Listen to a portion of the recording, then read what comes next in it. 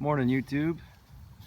Today we are making maple syrup, and this is my homemade cinder block evaporator. It's basically made up of 15 cinder blocks just stacked and leveled out, and they're filled with dirt to add insulation to the bricks, try to keep them from cracking. And what we have here is just two steam full-size restaurant type steam pans that take a nice boil with the wood underneath here. So it's kind of like a little bit of a home stove here with a lot of heat.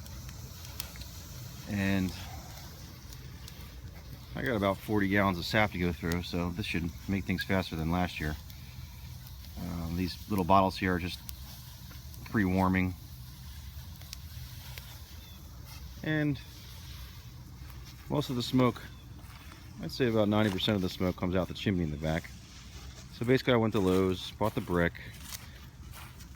bought an adjustable elbow that's in here so I can adjust it up or down. So that was 10 bucks, and this stove pipe was 10 bucks.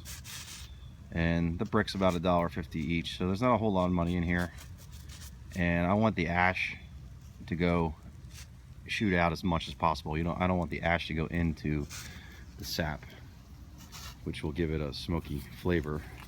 So I'm trying to avoid that as best I can, because that's what happened last year when I boiled just over with a pot over a fire. It came out really smoky, and I don't mind that flavor, but some people, like my kids and my wife, didn't like it too much.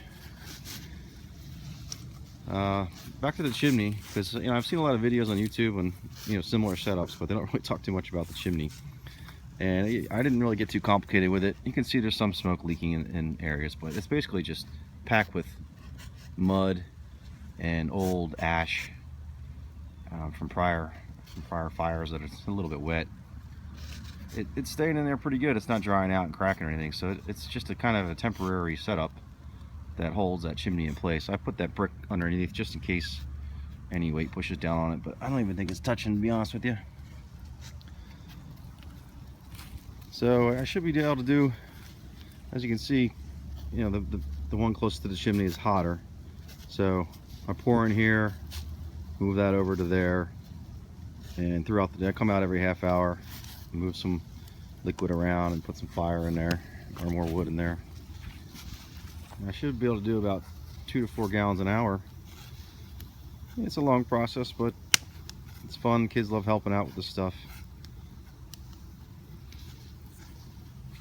And if you have any more questions, feel free to ask.